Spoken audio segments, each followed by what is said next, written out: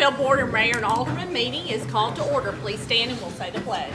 I pledge allegiance to the flag of the United States of America and to the republic for which it stands, one nation, under God, indivisible, with liberty and justice for all. Thank you so much for being here tonight. Before we have our moment of silence, I just have to thank everybody in this room, all the department heads, Ryan, Candace, for leading this team through a terrible tornado that we got to see a lot of people come out, help us, feed us. Our community is amazing. And it is not one person, it's everybody. I can't start to call names. We had people delivering food on Saturday night, knocking on the door, bringing us food, water to get out to the crews. I can't tell you how much I appreciate each and every department, because this group, if you weren't here to see it, they worked so well together, and they were so concerned about all the citizens of Springfield and the safety. So I commend you for the wonderful job you did.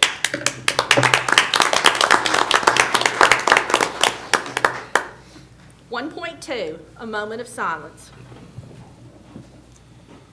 Heavenly Father, again, we thank you for your grace, and we thank you for your mercy. We thank you, Lord, that you spared us, Lord, the minimum amount of destruction during the tornado. Oh God, we pray that you bless this city, bless this government board, Lord, where we be responsible, where we be diligent in doing the work of the people. We pray for this great country, Lord. We pray that we'll come together and realize that this is the greatest country in the world. We thank you, Lord. And we end this prayer by saying, God bless America and God bless Springfield. Amen. Amen. 1.3, the approval of the minutes for the regular meeting of the Board of Mayor and Aldermen held on November 21st, 2023. We have a motion. I don't have anything on my pad. We have a motion made by Vice Mayor Harris, a second by Alderman Trotter. Is there any changes that need to be corrected? Any corrections? No corrections. We're ready for a vote. Thank you. Anyone like to change their vote? Please record the votes. Motion passes 6-0. Thank you. 1.4 is our public comment period, and we had no one to sign up for public comment. So we will move on to our public hearing. 1.5. Our first public hearing is ordinance 23-33 on an ordinance amending the City of Springfield Conditions of Service Manual by amending the section entitled Electric. If you would like to speak, please come to the mic, state your name, and you have 2 minutes to speak.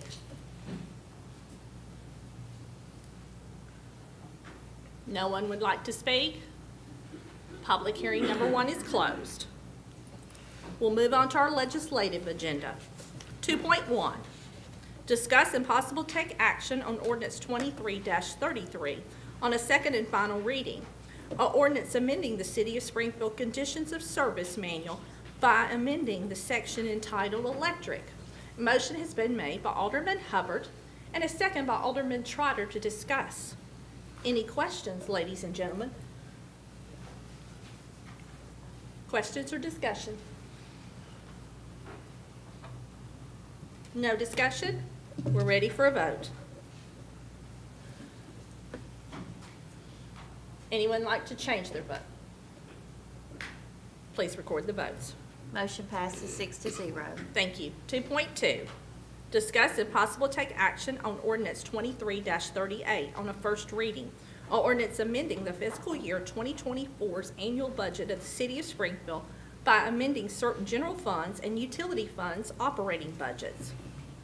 We have a motion made by Vice Mayor Harris to discuss and a second by Alderman Hubbard. Any questions on this amending? It's just basic housekeeping. It's actually for the since you all approved the offer for the fire station land, we've got to move that over from the capital improvement fund into the budget, and so that's what this budget amendment does. Okay. Any other questions, ladies and gentlemen? No discussion? We're ready for a vote. Anyone like to change their vote? Please record the votes. Motion passes 6-0. Thank you. 2.3, discuss and possible take action on ordinance 23-39 on a first reading, an ordinance amending the schedule of rates and fees for the electric service. Motion made by Vice Mayor Harris to discuss, a second by Alderman Hubbard. I'm going to call on our city manager, Mr. Ryan Martin. Thank you, Mayor. This is something that we've talked about for quite a few months, and it's coming to pass now. This is a small electric rate increase that's proposed. It's been, I believe, 5 years since we've had any changes in our electric base rates. This proposes a $3.13 increase to the residential customer charge. When you, there's two components to our fees and charges that we have. There's the fixed and the variable. The fixed part is the customer charge. The variable part is the kilowatt hour, however much we charge, around 9 cents or so per kilowatt hour. And that's what changes every month with the fuel cost adjustment. It goes up and down throughout the year. This proposes to increase the residential customer charge $3.13. Our current customer charge is $13.87. We are one of the lowest of TVA's local power companies. As you can see, if you go to page 5 of your in your packet of your documentation, you can see what the customer charges, the fixed side, the fixed component look like at some of the other municipals and co-ops in Middle Tennessee. You can see that that we are one of the lowest. I believe Cumberland Electric is on here, who would surround us. Their customer charge is $33. So that's our nearest utility, our nearest electric utility that is around us. If you look at some of the municipals, you can see Dixon and Shelbyville, $23, $24. Gallatin's up 16. So we're lagging behind a little bit. There are a couple that are in our range. Lagging behind. Obviously, inflation has caught up with the cost of doing business, as well as the TVA credits that we talked about that ended in October.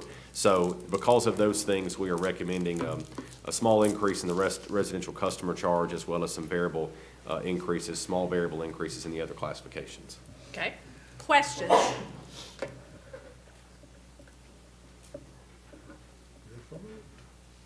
No questions or discussion? We're ready for a vote. Anyone like to change their vote? Please record the votes. Motion passes 6-0. Thank you. 2.4, discuss and possible take action on ordinance 23-40 on the first reading. Ordinance rezoning parcels on Black Patch from RS10, RS20 to R7 with a planned unit development overlay for Summit View subdivision. Do we have a motion to discuss? Motion made by Alderman Hubbard to discuss, a second by Vice Mayor Harris.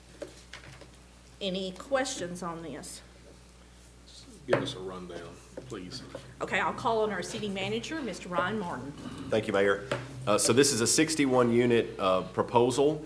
It's on Black Patch Drive. It consists of two parcels from two different property owners, 36 single-family lots and 25 townhomes. You will see in your, if you go to the very back of the packet, you'll see the preliminary master plan is there. This is for a PUD, so this is for R7 PUD, so the planned unit development. This is the preliminary master plan that you see, and you'll see the layout. Should be page 9 of the PDF there.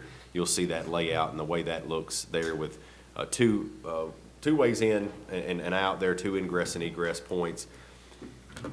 This is, as we've talked about, and this kind of came up when we did the specific plan district regulations, this is the last time that you all will see a preliminary plan or a plan for this development. So I want to make sure that we understand, because we talked about that before. When the preliminary plan comes to you, it will not come back. So if there are any changes or alterations that you want to make, not necessarily to this one, just in the future, just as we look at that process for PUDs and specific plan districts, when the preliminary plan comes to you, the way you all have put into place now, when it was like that for PUDs, and it's like that for specific plans as well, the final does not come back to you all. The final goes to the Planning Commission. So the Planning Commission will approve the, review and approve the final preliminary or final plan, master development plan for this PUD and for specific plan districts. So this is on your agenda for rezoning and to the PUD, which includes the preliminary master development plan.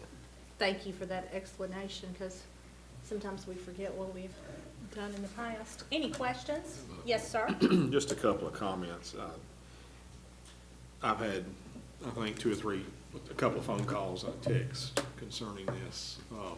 I have no problem with what's being proposed to be done. My concern or my question would be concerning infrastructure, and not necessarily with the development, because the development itself, the infrastructure is going to be taken care of.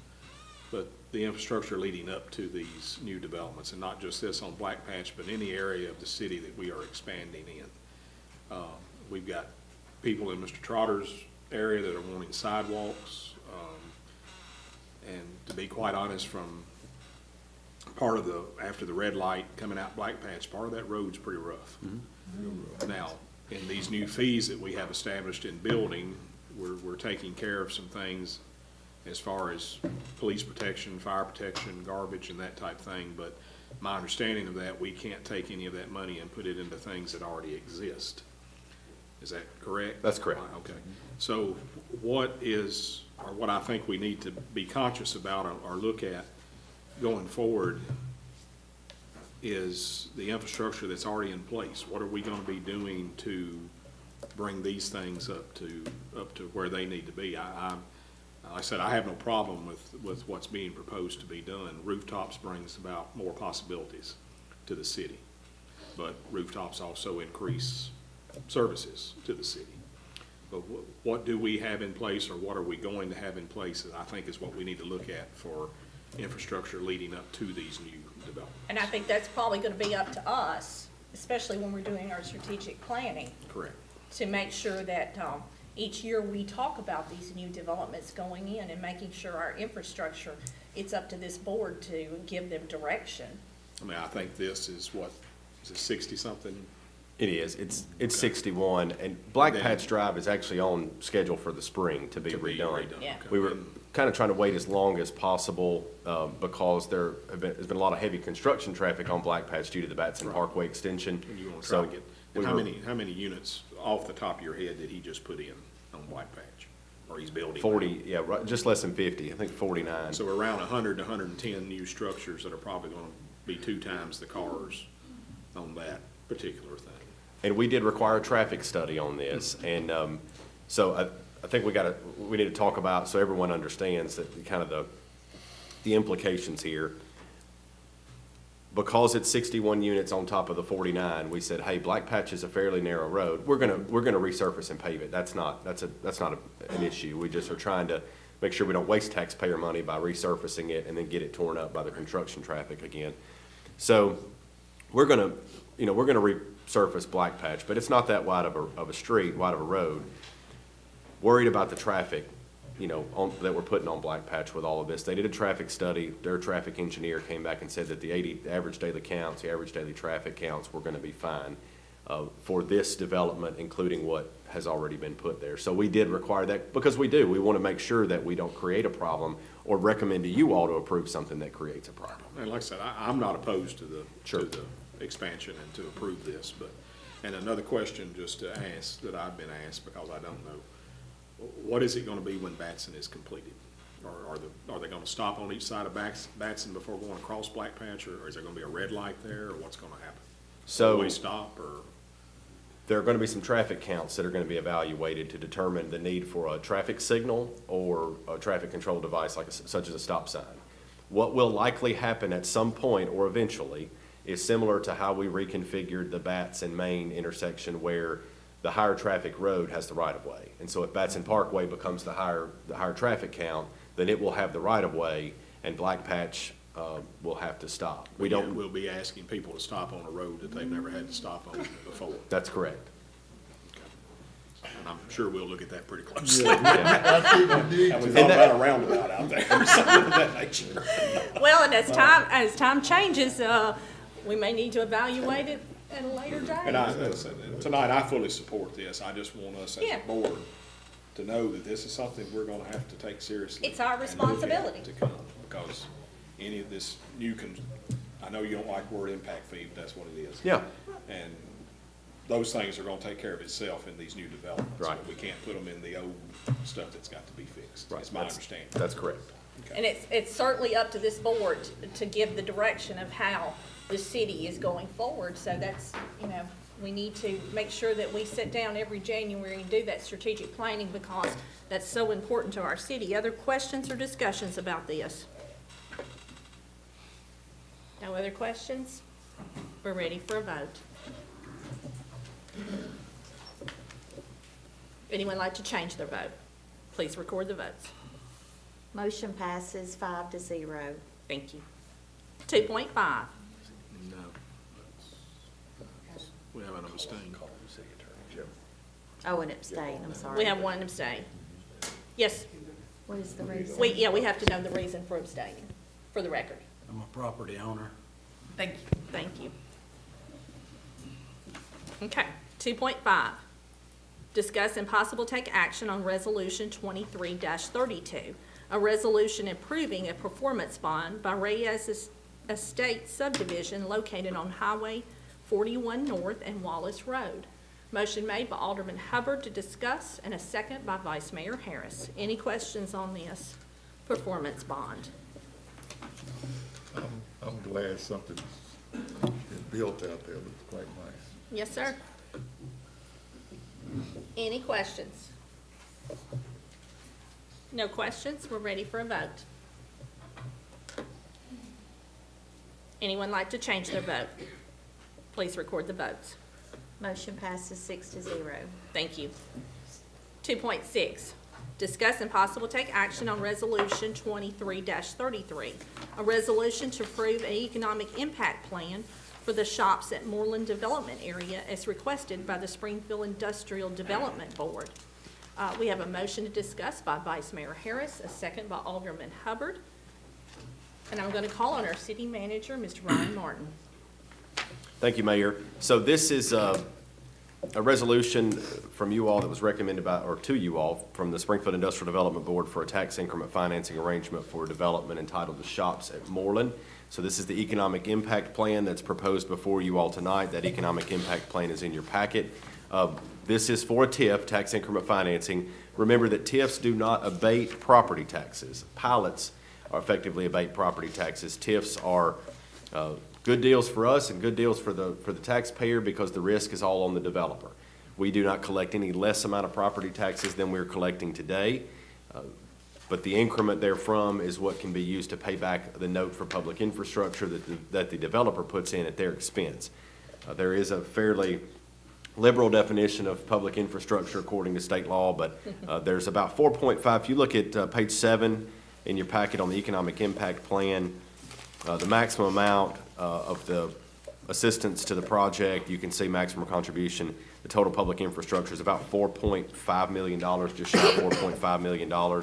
So that is the maximum amount of this TIF. I want to draw your attention next to the economic impact analysis, and if you have any questions about TIFs, we've done this before. We did this with Chick-fil-A, and so you're probably familiar and remember that. But the economic impact analysis, if you look at that very first page, that's you have a electronic copy as Exhibit B, but you also have a hard copy in your packet.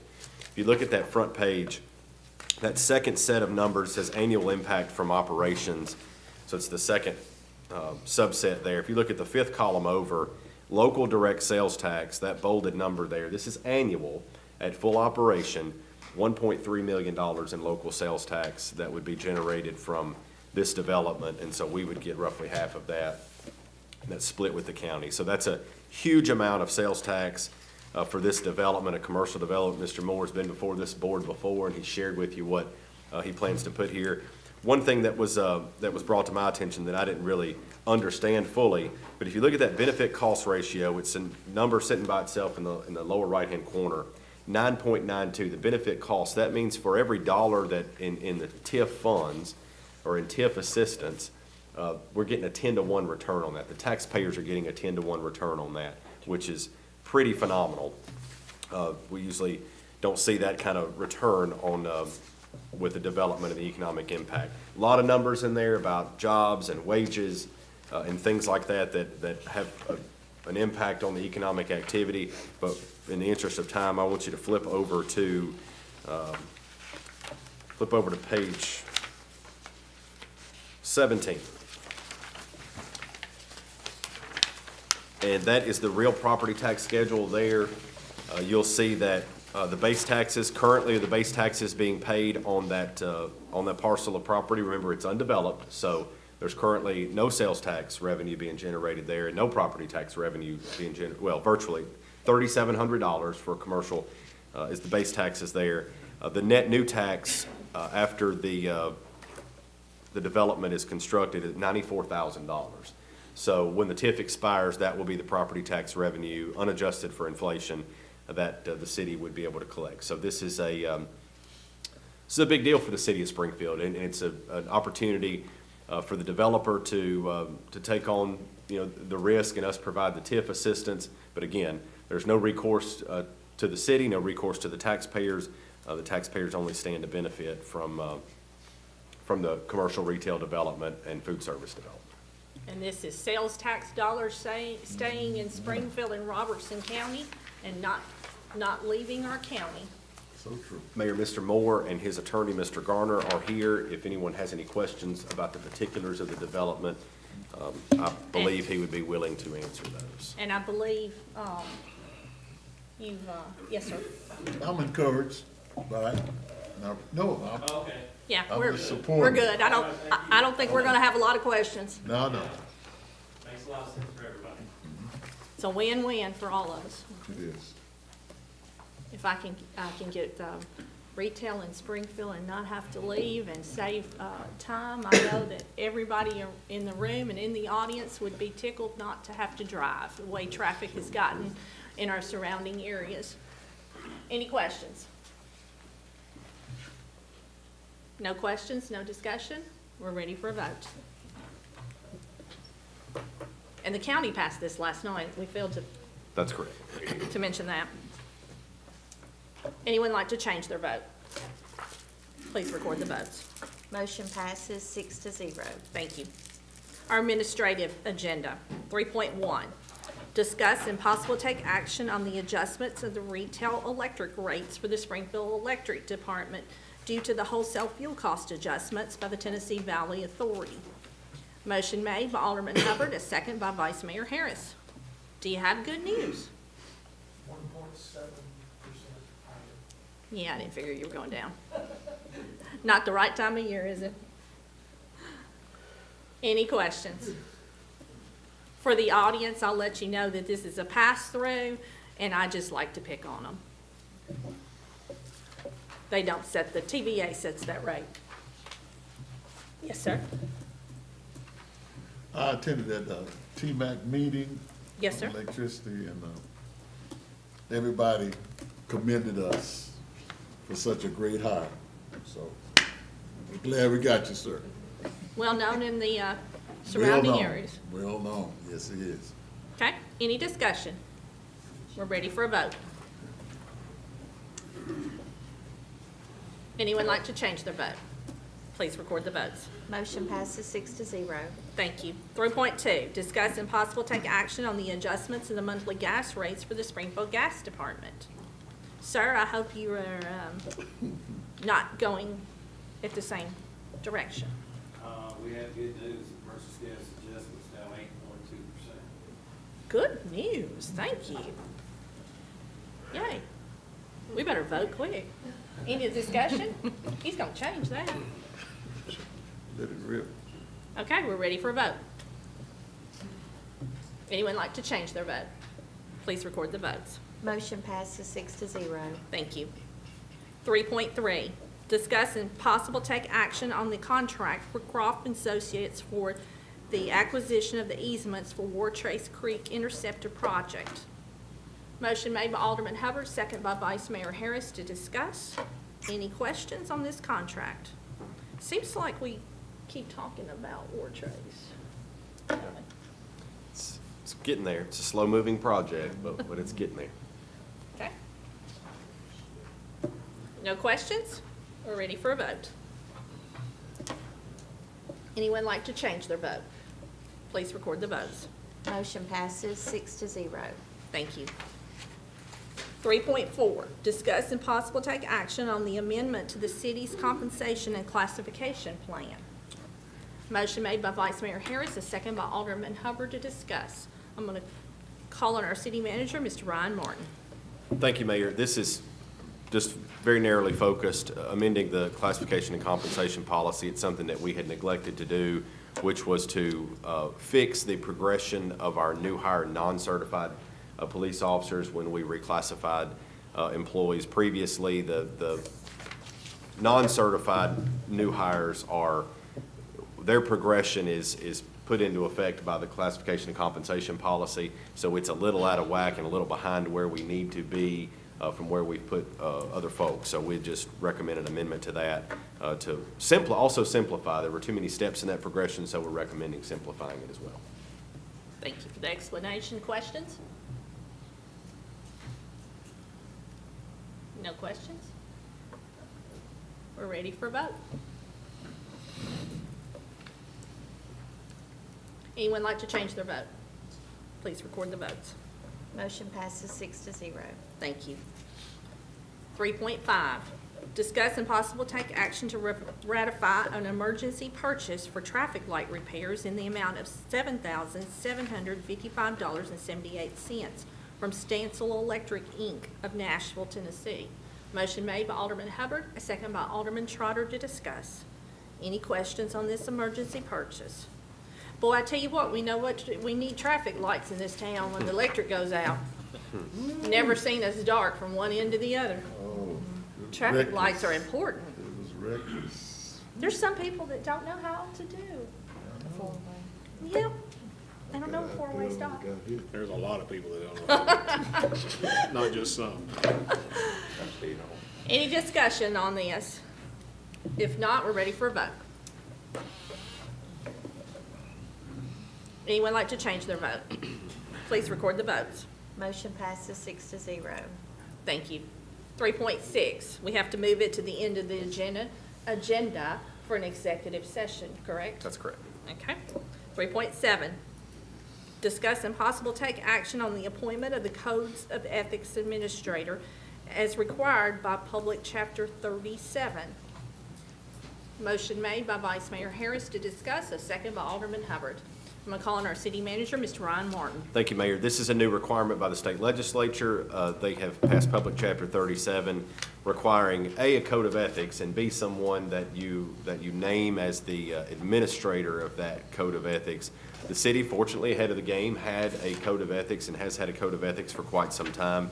We do have an ethics committee already established, but not one particular point of contact to register and put on file with the comptroller's office. So it is my recommendation, it's certainly up to you all to appoint someone to this role. It is my recommendation that we appoint the city attorney, Ms. Barty, to that, and the rationale there being that she is a static member of the Ethics Committee. So the Vice Mayor obviously is a static member of that committee, while that role changes from time to time. And also, I know, Mr. Harris, I know you have a full-time job that does not include doing this all the time. Ms. Barty could serve in that role and be the point of contact for the comptroller's office. The other member of the Ethics Committee is a department head that is rotated annually, so that wouldn't be a good fit either, but it's certainly up to you all. I'm not gonna stand in her way. Well, I was getting ready to ask you if we're stepping on your toes. And I'm assuming she gets paid for that too. You solemnly swear to bear justice. I'm sure they would be billable hours. I'm sure.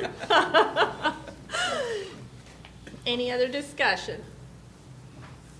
No other discussion? Nobody standing in line to take her job? We're ready for a vote.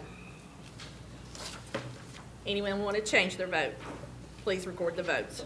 Motion passes 6-0. Thank you. 3.8, discuss and possible take action on the city's current sidewalk repair and maintenance ordinance. Motion made by Alderman Hubbard to discuss. Do we have a second? Second made by Alderman Arnold. Okay.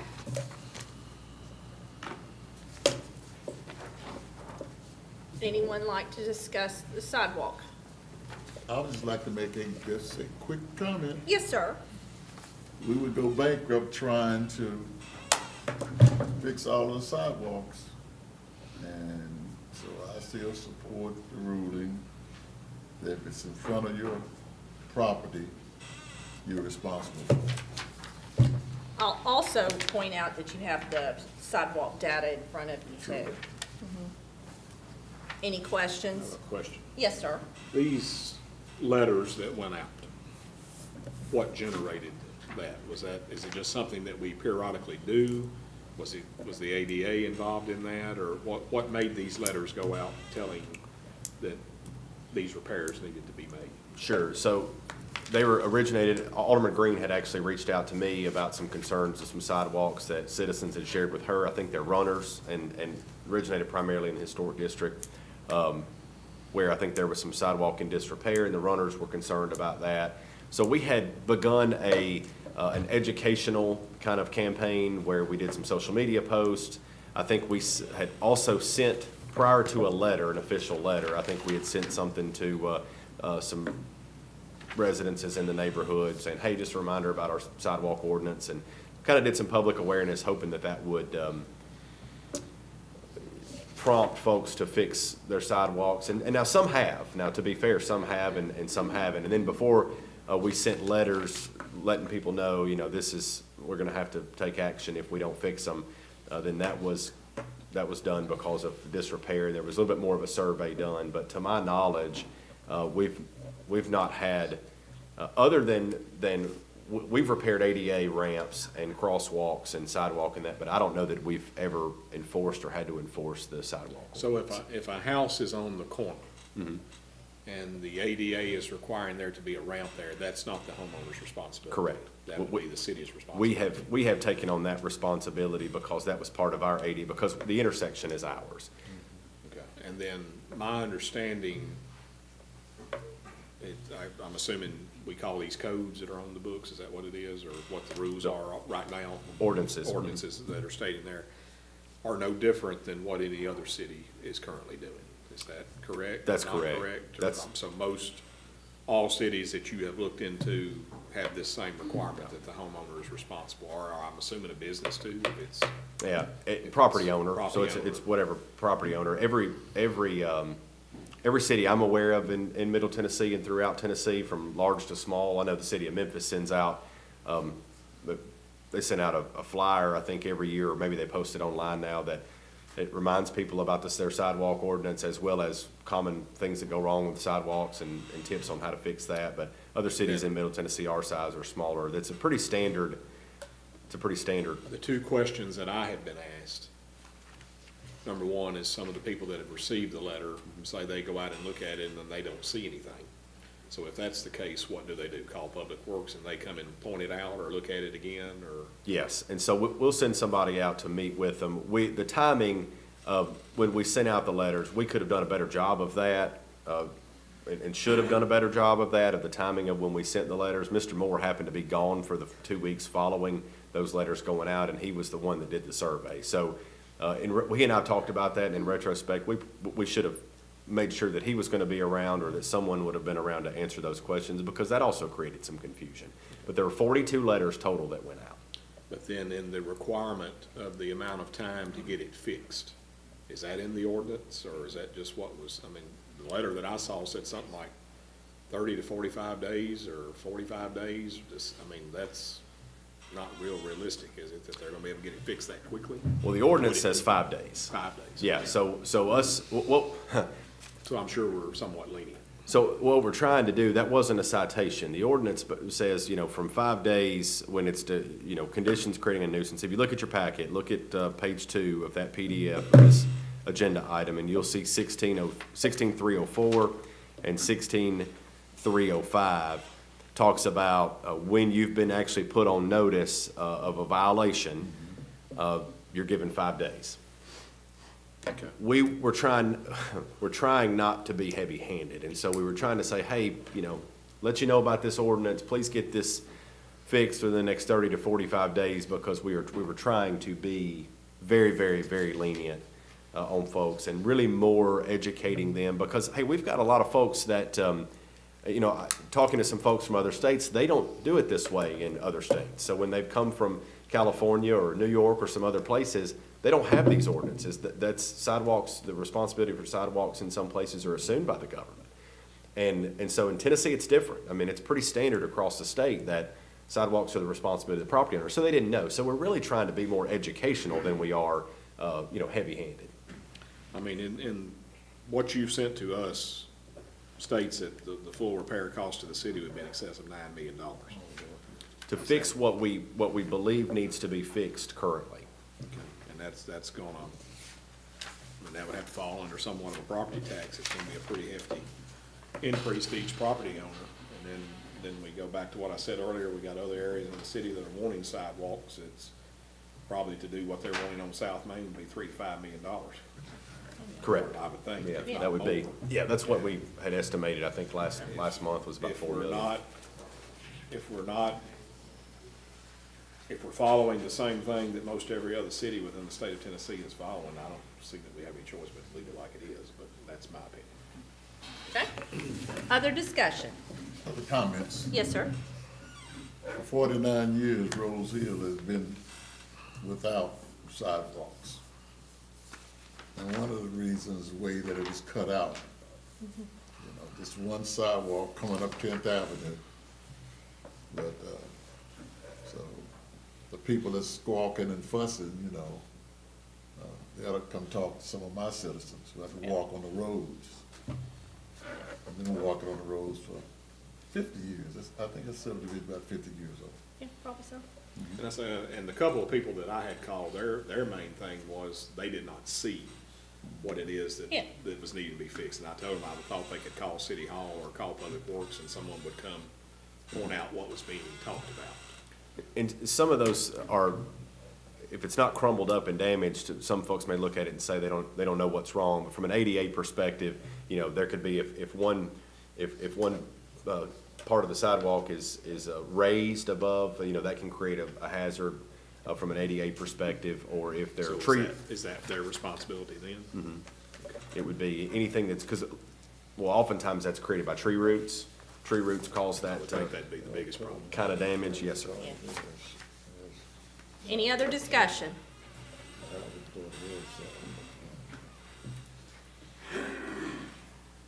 Any other discussion? No other discussion?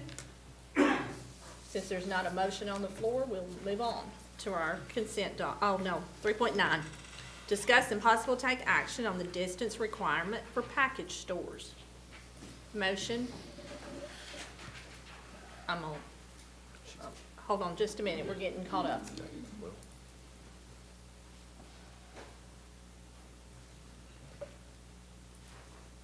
There we go. Okay. Okay. We need a motion to discuss and a second, please. Motion made by Alderman Hubbard, a second by Alderman Trotter. I'm going to call on our city manager, Mr. Ryan Morton. Thank you, Mayor. This was an item that we've put on the agenda. Mayor actually requested this item to be placed on the agenda. We have interest from an individual to open a package store on South Main Street. We currently have a distance requirement preventing them from doing so within 600 feet of you can see in 8-109, it's in your packet, within 600 feet of a church, school, or other public institution. So right now, that is precluded from happening in that particular location. The proposed location is 508 South Main Street, which is next to the new 504 Climb place and just right here on the corner, building that's being renovated. So we put that on the agenda tonight for you all to discuss and determine if any changes, if there are any changes that you'd like to make to the ordinance. Well, and the question's been asking me about the church. We have a church in that distance. That's the church that's in the Crossroads? I think when I measured it, when we looked at it, I think there were, Springfield Baptist also falls into that 600 feet. Okay. I'm not sure, and Ms. Barty might be able to shed some light on how our ordinance defines public institution. I'm not sure if the courthouse right across the street from that is considered a public institution. I couldn't find it defined anywhere in the municipal code when I looked, but I know. I'm not aware of a definition of the public institution. I mean, that would typically, I believe, under our code be schools, schools, churches, things of that nature. Daycare. Okay. What is the difference in the 600 feet and our 100 feet? What's, On-premise versus off-premise. So on, what you all dealt with before, and this is, we had a great big discussion on on-premise consumption. So you go there to actually consume, and where we regulated beer and the state regulates liquor in that regard.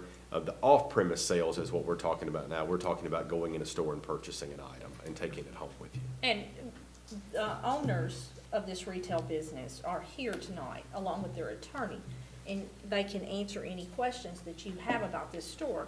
I'll give you a brief of what I've been explained that they would do, is they would have wine for sale, they would have wine tastings, they would have gourmet meals that you could pick up. So this is a new concept for Springfield. okay, so I'm back to them. If they're gonna have a wine tasting, then they have to be 600 feet. Is that correct? No, the off-premise distance, package store is 600 feet. There is no distance requirement for on-premise consumption of liquor or wine. It's the off-premise, it's taking it off-premise, it's buying it and taking it home So where they're there's also 600 gonna feet. sell bottles of wine. Correct, So that you But can, that's what makes it have to be the 600 foot. that's correct. Where if they were just on premise only, it would be 100 foot. There's no distance requirement for No on-premise. distance. That's regulated by the Anywhere in state. the city, That's regulated by the state, yeah. or liquor. as we talk about all the time, these laws are very confusing when it comes to beer versus package stores versus selling, having a restaurant and selling liquor there. It gets so confusing. But then also, if we I'll call you in a made minute. this change, we cannot pick and choose which and what we're doing. It would have to be changed for the entire city, would it not? That's correct. I don't think okay, I'll just leave it at that. I think it would be for the whole city. I think we looked at overlays and zoning districts, and I believe Ms. Barty reported to us that we needed to do it consistently for the entire city. I mean, I don't see how we could do it individually. We certainly couldn't do it by individual business. I think we had looked at to see if there was a way we could do an overlay or a way we could regulate it by zoning district. In certain zoning districts, we wouldn't, we'd have a distance requirement, but Ms. Barty said that to be fully compliant with the law, it needed to be consistent So the citywide. 600 feet of this right now would currently probably involve Springfield Baptist Church and Fifth Uniting Church. Would I that be? don't know about the United Methodist Church. No. There are a couple of churches. Presbyterian, Fifth, Oh, Fifth United, I thought you, or yeah. United, whatever. it is. Yes, I think they Those would two hit them. churches are what's coming into play. Yeah. And the churches on Main Street. I think there are a couple of churches. There's a church there in the Crossroads Bookstore. And then there's a church down the street. Yes. So I think there are a couple of storefront churches that operate as well. And they carry the same restriction as a public dwelling. They do. And if you would like, the proposed owners to speak to this, I'm definitely not the one, I'm relaying what they've told me. Personally, I don't have any questions, so Okay. I'm just trying to get the distance stuff in my head. My comment, Springfield Baptist and that nursery that they run, daycare center. So, what is their position? Have they voiced any opinion?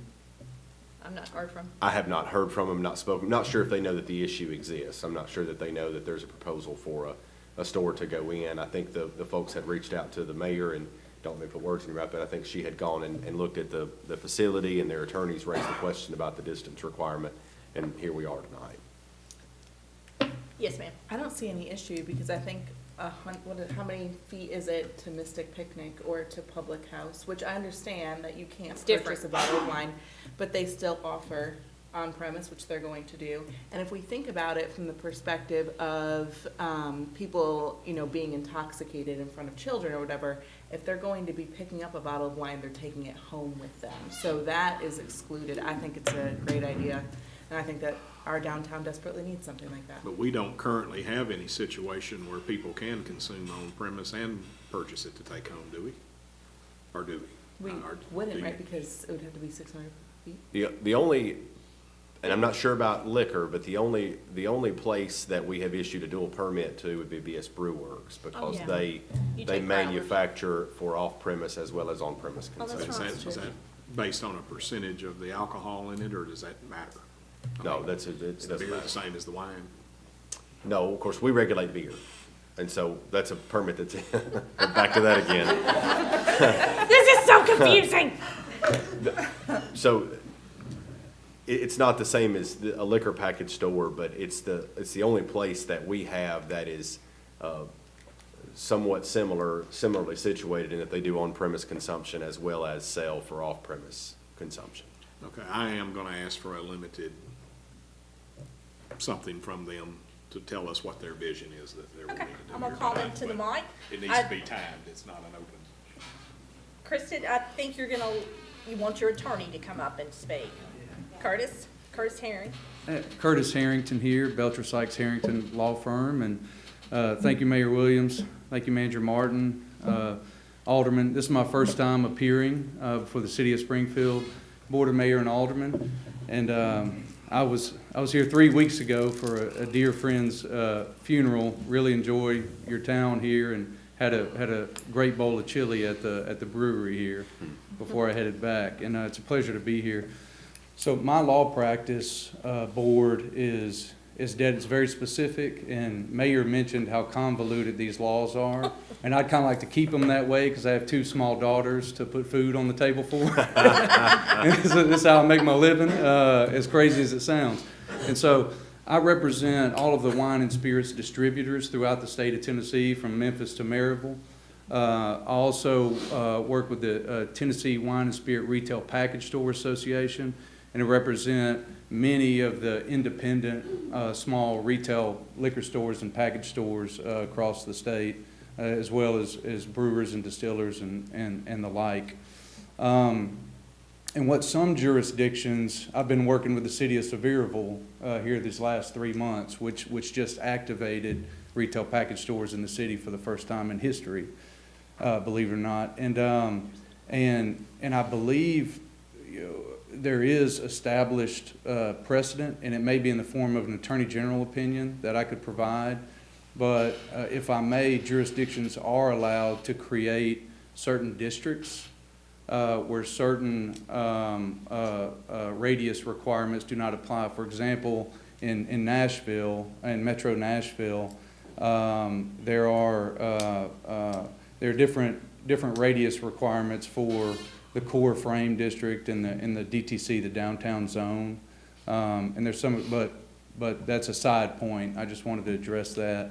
In terms of my clients, Ms. Kristen Lee and Mr. Daniel Ness, they each have over 20 years of experience in the entertainment industry and hospitality industry. They live here in Springfield, and what they're looking to do is kind of fulfill their dream of opening a very high-end bottle shop. This would be a 2-phase process, and there are essentially 2 types of licenses and permits. Phase 1 is what we're here before you on tonight, and that's the bottle shop. And under Tennessee state law, a bottle shop or a retail package store is able to have very limited consumption on site. So you can have, it looks like, Saturdays at 2 o'clock or 3 o'clock, some wine education, where you come in, learn about these 3 types of wine or this type of spirit, and you can have a 1-ounce sample of a spirit, a Tennessee whiskey, Kentucky bourbon, whatever it may be, and you can have a 2-ounce sample of wine, but they are prohibited from Wild's Wine Shop, like Oscar Wilde is the name of it. That's sort of the theme they're going for. They're prohibited from having a bar inside of this bottle shop. And so it's always a bit interesting when I'm before, cities and towns, and yes, you do have bars, you do have on consumption, establishments here, but that's not what this is. This is walk in, very nice shopping experience, have a taste, if you so choose, buy a bottle to bring home, And then phase 2, which they're allowed to do under Tennessee state law, is have a separate entity, a separate lease agreement, a separate business, which would be almost like a tapas, like a wine and kind of fine food, establishment, like a restaurant, like a sit-down restaurant. They're not looking to open a honky-tonk or any kind of raucous establishment here in downtown Springfield. So that's essentially the nature of the business, and I don't know if there's anything that you would like to add, Kristen, or maybe a little shy tonight, that's okay. But if I can address any questions about their licensing, what they are able to do, not able to do, that's what I'm here for, so. So not necessarily a question to you, but back to the fact that I know we've discussed this before, it's just hard to keep it all in your head.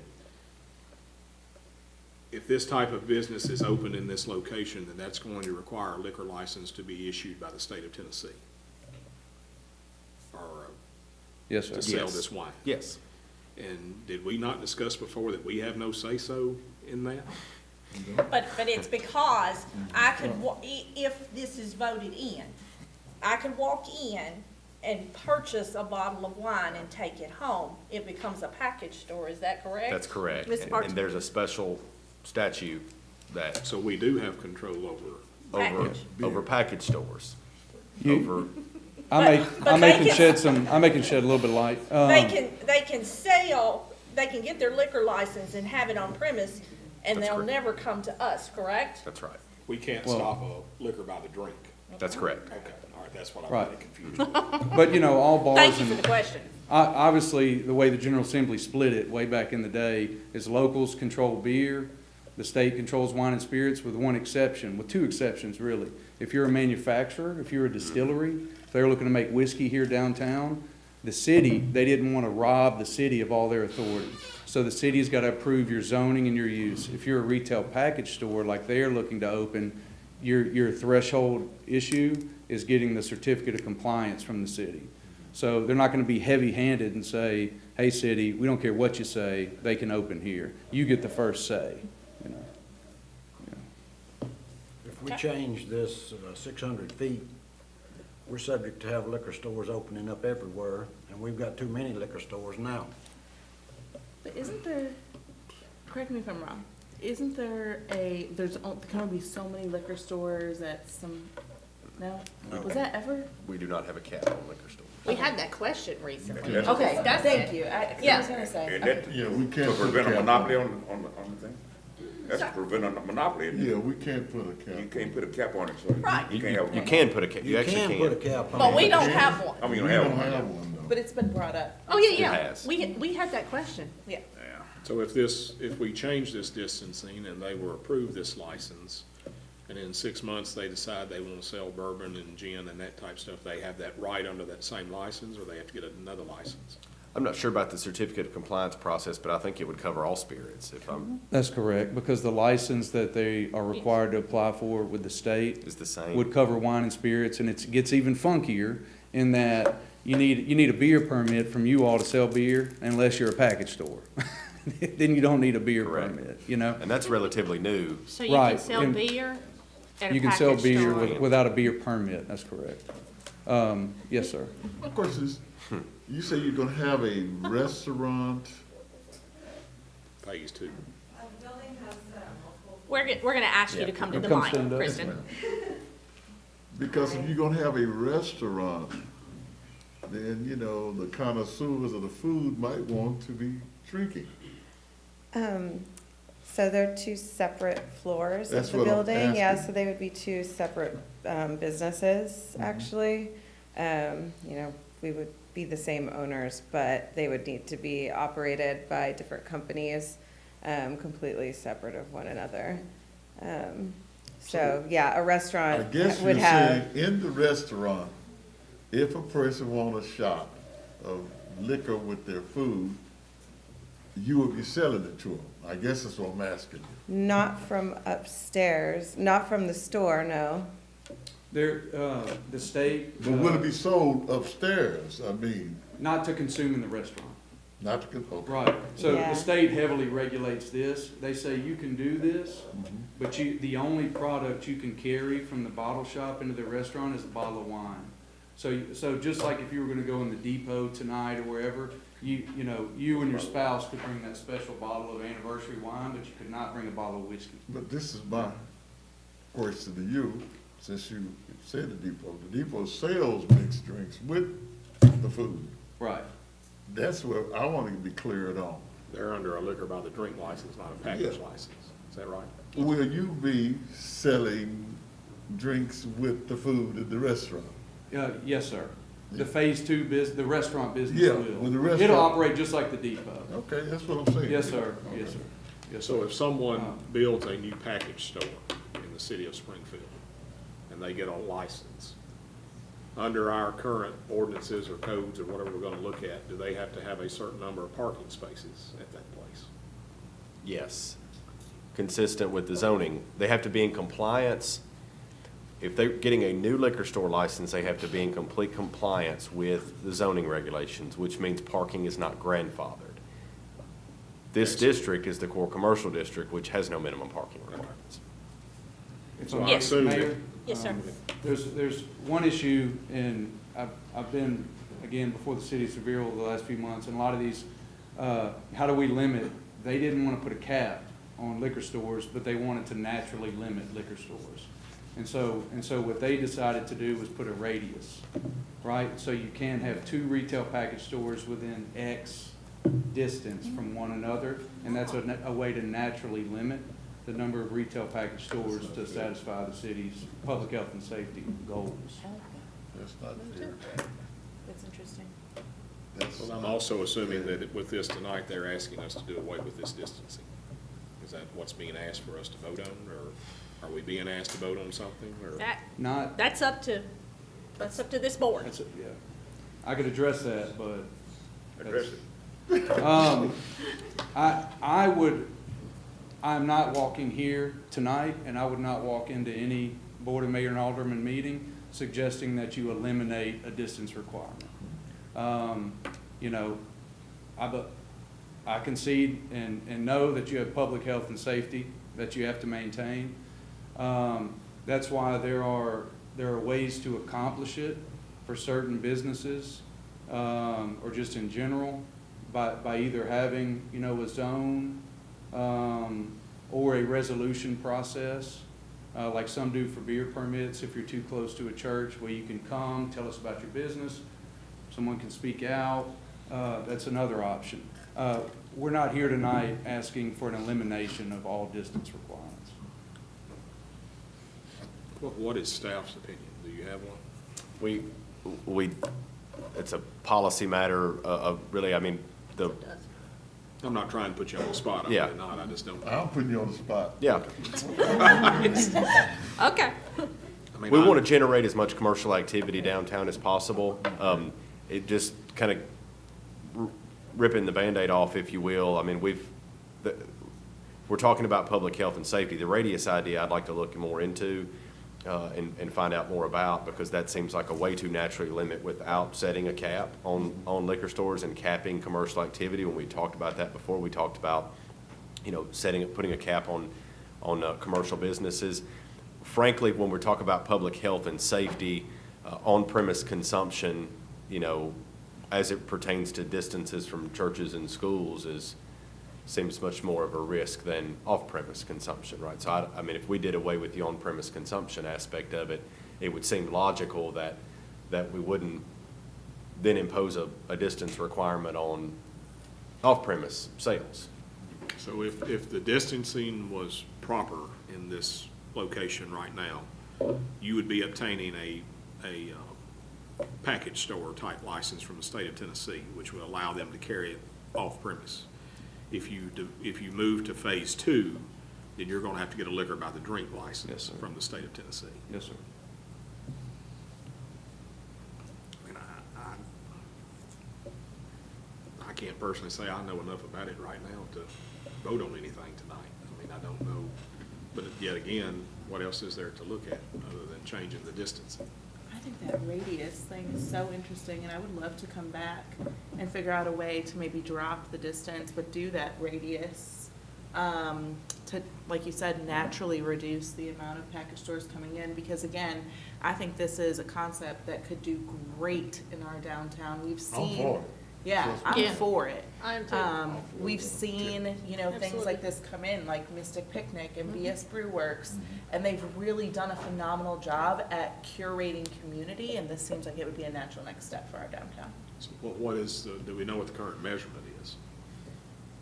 From- From the two churches? It's about 430 feet to Springfield Baptist and 420 to Fifth Uniting Church. And I don't know about the storefront churches. I'd have to get, but that's going to be a lot less than 400, obviously. That's going to be, you're going to be within 100 foot, 150 feet at that point. This is definitely a new concept for Springfield. It's exciting. Yes, it's exciting, like the other things that we've had come in. Question. Sir, Vote? there's nothing to vote on. Oh, okay. That we don't have a, Bobby's ready. you, No one's made a motion. Unless you somebody can, wants to make a motion. yes, we don't have a motion on the floor. It was just to take action on discussing this, so if you'd like to make But a I'm still to the motion. point that if we made some type of motion tonight where this would be allowed, then it's gonna have to be citywide. Yes, It's sir. not just gonna be 508 South Main or whatever the address of this is, I'll make a motion that we vote, make it citywide. to make one Oh, citywide. you're gonna make a motion to vote, make it citywide without the radius, or? Procedural, Mayor, if you don't mind, what would happen is we would bring you all, whatever the pleasure of the board is, we would bring you back an ordinance that reflects that next month in January for first reading, and so it would go Then I move January. we table it till next month then, if you bring us back. Well, we need to know what you want us to bring back. He's, So okay, his motion. he's made a motion. We have a motion, What right? are you, what's your motion? Ms. to do? Barty? Mr. Trotter make a motion. To do what? The variance, what are you talking about? To Explain do it away with the distance? Hit the amend button on your computer. to. I'll second it. Somebody needs to second. Not necessarily, like you were saying, I guess you can, not totally eliminate the distance, but, control it, see, almost, more or less what you're saying, right? The radius. We don't, You're gonna have to look into a radius, before you can. yeah, vote we on don't have that. all the information for that, right? Well, I don't see any problem with it coming, I mean, 400 feet, 600 feet, if people gonna drink, they're gonna drink, or whatever they're gonna do. So if he changed this in his motion tonight and we pass that, does it come to public hearing? On second reading. Second Yeah. reading, So yeah. what we would ask So you all those to that might do. be opposing to it would have opportunity to come forward. Yes. I'll withdraw it to January, if they'll make it. Well, the motion's helpful, Mr. Trotter. The motion, if you all vote tonight for us to, on what you all, the direction you would like to go, we'll bring that back to you in the form of an amended, an ordinance amending our municipal code next month. So the vote and the motion would be helpful for us, because then we'll bring back what reflects that for you all to, and we'll flesh that out in the municipal code with the proper language, and then you all can still amend it at that point. Hold Trying on, to get something to bring back. then hold I'll on go- just a second. Our attorney, I need, we need clarification on what the motion is. It's just a Yes. motion for a variance at this point, and that's not sufficient to Is there a carry. motion to bring it back and discuss it? Would that be sufficient? we can't do that. We need to know what to bring back. So if that's what we're looking for tonight, is direction from you all. Do you want on what to bring ideas? back. I want to move on, that's what I'm trying to get. I love it, I love it. What if Mr. Trotter, and not to put words in your mouth, but that's exactly what I'm gonna do. What if your motion, because you want to move forward, but we don't really, the board, and what you're telling me is you don't really know how to move forward. So what if you make a motion for staff to study this and to bring a proposal or a proposed ordinance back In next month? January meeting. And we can January. adjust it Yes. as we see, a majority of us see. That's what my attorney just said, that's what. She's all of our attorneys sitting up there.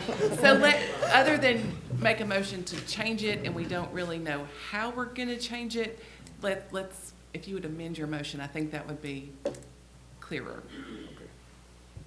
What she said.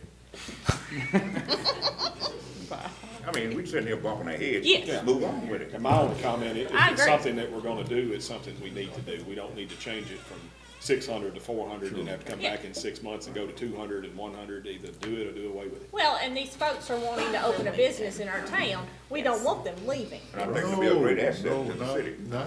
in my opinion. Stick around. No, we don't want you to leave, so. Great asset. I don't see a problem, I just think we got some I's to dot and T's to cross Yeah. before we finally pass it, Yeah. which I don't see we can't do it in January. Okay, so we'll vote on the amendment that Mr. Trotter proposed. He made a motion for the staff to bring back suggestions and ideas for, Some options. And you seconded it. And I second it. and you seconded. Any more discussion on the motion? No more discussion on the motion? We're ready for a vote. Do you understand what you're voting for? Yes. We are happy to help. We're voting that we're gonna vote again next month. We're voting to talk about this again, and we will go over the same rules that the state has, the city has, and anybody else. Anyone like to change their vote? Please record the votes. Motion passes 6-0. Thank you. Thank you all. Thank you. Merry Christmas. Thank you for choosing your concept. We need it. We need to move forward.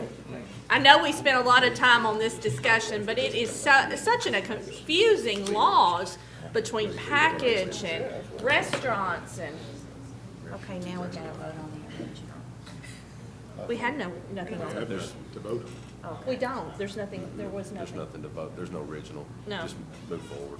Okay, we're ready for a consent doc, Mayor, without objection, move to take as one. Second. okay? Any questions on the consent doc? No questions on the consent doc, we're ready to vote. Anyone like to change their vote? Please record the votes. Motion passes 6-0. Okay, we're going to go into executive session. We're going to take a 5-minute break, and then we'll come back in this room and have an executive session. And as soon as that's over, we'll open it back to the public. Okay?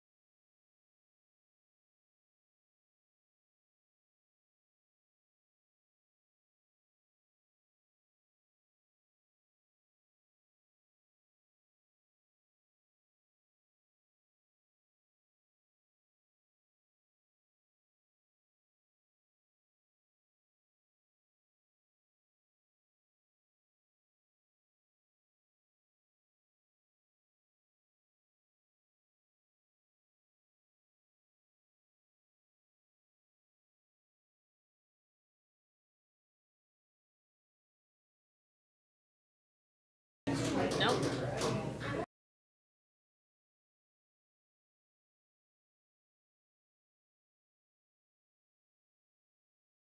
Order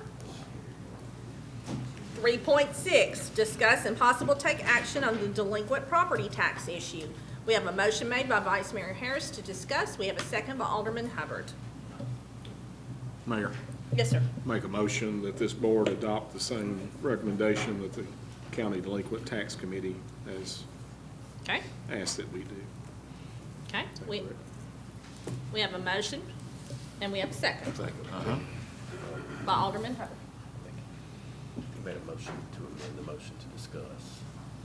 I I think don't I have pushed the anything on amend button, I thought I did. I don't have anything on my screen. And now Alderman Hubbard's done it, so we're, Okay, let him, let. we have a motion to amend.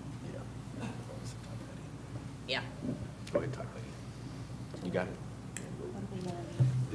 The motion would be, he made the motion to adopt the same recommendation as the county's delinquent tax committee. Okay. Motion and second has been made. Do we have any discussion? Ready to vote? Okay. No discussion? We're ready for vote. Anyone like to change their vote? So we need to go back in. Okay. All right. It is. Where we at? You want to tally the vote? Oh, I'm sorry. Motion passes 6-0. And there's, Thought we didn't have to do that. so the motion to okay. The motion to Are we gonna keep the original or no? Yeah, go back, we'll go, now vote on the motion as amended. Now we're voting on the motion as amended. Y'all already voted on that. We already voted on the motion as amended, then it went back to the original. Back to, yeah, now we're voting on the motion as amended, the original motion, now that it's been amended. Right. Okay. Any discussion on the motion as amended?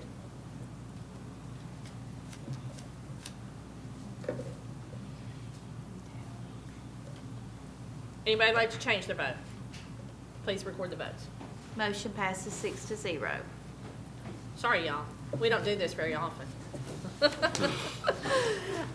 Before I turn it over to our city manager, I have to say the Springfield Parade was amazing. If you didn't attend, for all of those who organized that, all your staff who participated in that, thank you so much. Winter Wonderland is amazing. It's bigger and better than ever. I would encourage you to go out. The 23rd is the last date, and Mr. Martin will be closing that down. Correct? Yes, 23rd last day. 23rd is the last day you can drive through Winter Wonderland at Travis Price Park. And Please. if the weather's right, you can get out and walk, if it doesn't rain. If it doesn't rain. Okay. I'm gonna turn it over to our city manager, Mr. Ryan Martin. Thank you, Mayor. First thing I want to provide you with an update on the tornado. Want to provide you with an update on the tornado recovery efforts that we have going on in the city. We had, well, first, I guess it's most important to say that we're very thankful that we had no one critically injured or killed. We know our neighbors around us, weren't as fortunate and had folks and families that were very much affected. So we were thankful in that regard. We had 70 total structures affected in Springfield. 43 of those were residential. The remaining 27 were commercial and industrial facilities. We did, from a city government perspective, had a substation that was severely damaged. It took a direct hit there on Bill Jones Industrial, severely damaged, as well as our Fire Station 2, and we did have 2 vehicles damaged. Our preliminary estimates of the cost that we incurred, the city government-wise, for recovery, they're approaching $1 million currently. By way of reference, just to get electricity back on, it was costing about $100,000 per day in electric restoration efforts. So that cost is probably going to be a little bit higher once everything is tallied. We had a lot of damage to various infrastructure, and so we're getting those costs together, as well as staff and manpower that was allocated to those recovery efforts. Do want to give a huge thank you to folks that helped us out during that recovery effort. Benton County, Kentucky, Tullahoma, and Elliott sent line crews to help us out. And also for debris pickup, we had Greenbrier, Millersville, and Portland that helped out. And we could not have done what we did, getting every customer who was capable of having power, getting them back on by Wednesday after the tornado on Saturday, and made a big debris pickup push last week, and those efforts are still ongoing. So I want to give you an update there if you have any questions about the tornado recovery. You do know that it was an EF2, and which sustained winds up to 120 miles per hour, so it's a pretty powerful weather event that came through, and so recovery efforts from a rebuilding standpoint are going to take quite some time, as well as debris pickup. We expect debris pickup to last well into February or so as residents continue to get things cut up, especially the brush, the vegetative debris. The Main Street speed limit, an update on that. We expect that will happen in January. That was going to happen in December, but the tornado kind of delayed those efforts as we focus on that. But we'll be doing some public awareness before we reduce the speed limit there on Main Street based on the Traffic Committee's recommendation in the public hearing we had last month. I mentioned earlier that the contract for the Fire Station 3 land was accepted. So we are working, Ms. Barty and I are working with the Industrial Development Board in the due diligence period to get that moving along to build a fire station.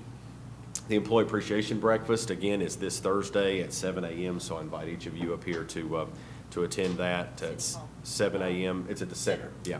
So at the center at 7 o'clock, we'll do our Years of Service Awards around 7:30 or so, 7:45. And the 400-acre development, which is been named by the developer as Vesper Village. They had a meeting last night, a public interest meeting. That was not a meeting that we hosted. That was a meeting that they had that specifically targeted and invited contiguous residents, so they mailed out invitations. Someone had asked, I think, about short notice, and really the folks that live around that development had gotten, and that's primarily who their target audience was last night, was the folks that were contiguous to that development. And so they did get personal invitations by mail, but the public was invited to attend. They had quite a few folks show up and provide some input and provide some feedback. We expect that development to present to us. We've received no plans yet, but we expect that development to be here in the form of proposed plans in the spring, by March or April or so at the latest, based on their time frame right now. With that said, a lot of folks, there's a lot of confusion, I think, and some confusion about what that looks like. We're getting questions like, how big are the houses going to be? Remember, this is a 400-acre development, so this is a large-scale community type development. So there's a main thoroughfare proposed. We know that that's, with that amount of traffic, it cannot dump that traffic out on South Main. So we know that their plan includes connecting Tom Austin Highway 431 with Highway 49. So a lot of confusion about that. It's like, well, how can South Main handle that kind of traffic? It won't have to, because the idea would be that it would connect the two state highways.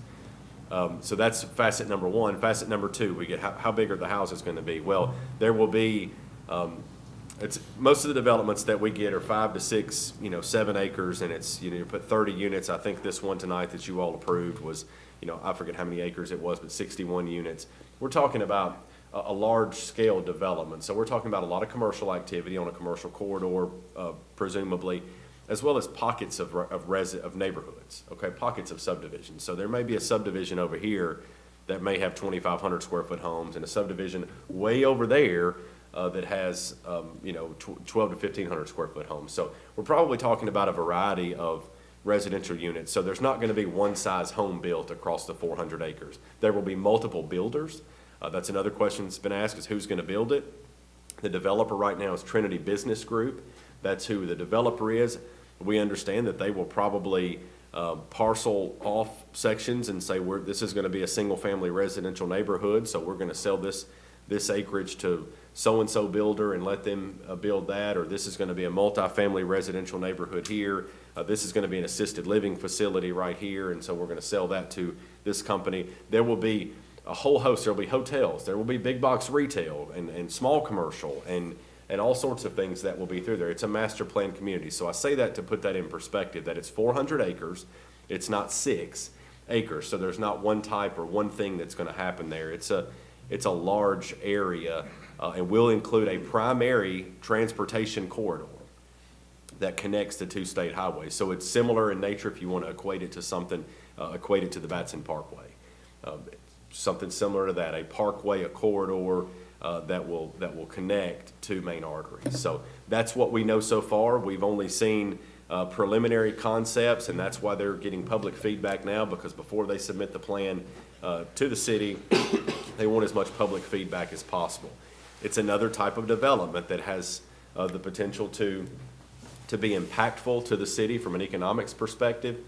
It is, and I mentioned earlier we were talking about the TIF, and I mentioned sales tax and property tax, and I don't want people to think that we get caught up just on what it's going to do for sales tax and property tax. Why does that matter? That matters because sales tax puts gas in a fire engine, right? That property tax revenue pays Black Patch, Road or Black Patch Drive. So that's why that stuff matters. It doesn't matter just because we're tax hungry folks. It matters because those are the services that we all as residents here depend on. We want Black Patch to be paid. We want gas in that fire engine, and that tax revenue is what makes that happen. So when we have these developments and things like that, we also get a lot of talk about, people talk about, well, I want this sit-down restaurant, or I want that sit-down restaurant. Seems like we may or may not have had a conversation last month, something similar to that. I can't remember. But so that's the type of stuff that generates that. Those rooftops are what will generate that sit-down restaurant, that grocery store that folks want, or that department store that folks want. Those rooftops generate that. And so what we need to make sure that we're doing, and Mr. Harris, you alluded to it earlier, is make sure that from an infrastructure perspective, we are prepared to handle the growth. From a wastewater capacity, we are going to be building in 2024 a wastewater treatment plant that doubles our capacity. We not only have a water treatment plant that has a capacity that we're expanding up to 10 million gallons per day, but we also have a secondary water source secured from Logan Todd. Transportation-wise, that's why that is so important to connect those two arteries, those two state highways, one being a U.S. highway, because that traffic has to spill out onto an artery that can handle it, right? The Batson Parkway extension, that now fully connects 431 with 41 South as soon as it's open, and it's still on target to open in June. So when we talk water, wastewater, electricity, Mr. Risha and I have been in talks about where's the next substation going, right? Where's the next electric substation going? Because we need to start planning for that as the growth takes shape. So just wanted to update you on where that is. I understand that there was some confusion about what the meeting was about last night and what's going to happen and where it's going to be. I want to say this finally about that is some folks have asked, well, is my property going to be annexed? And our response to that is not if you don't request it, because annexations are done by request. Those are the way we've done all of our annexations since Public Chapter 1101 was passed.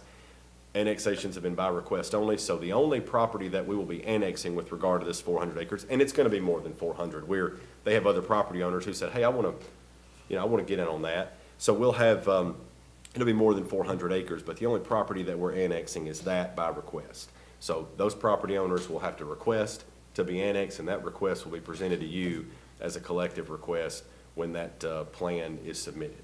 So with that, moving on, much lighter note, Winter Wonderland, you mentioned it. We'll just shift gears, right? Just go into an easier one there. December 23rd will be the last day. We've had nearly 20,000 people visit Winter Wonderland in spite of the weather, and it's been phenomenal. So kudos to our Parks Department. Finally, I want to say thank you to our staff. Thank you to these people in this room right here. Mayor, you said it earlier, but Amazing. a tornado is something that we never wish to have happen here, and all of these people that you see at these tables rallied, and they, our staff never complained. We had a lot of people that came and helped with feeding them and making sure that the folks, as we had, folks working 16 hours a day to make sure that things took place, and people, the community rallied around those folks. And so I want to think we have the best staff, I think, anywhere, and we saw that this week on display with how our folks responded to the tornado. So I'm grateful that they're willing to serve the citizens of the city of Springfield, and they showed that this week. And please see the list that Natasha has put out on social media. We can't call individual names. Everybody has stepped up in our community. Some of them were not even from Robertson County. So it's amazing the outpouring of love. And the other cities, the businesses, some of the businesses were not right here in Springfield that were bringing us things.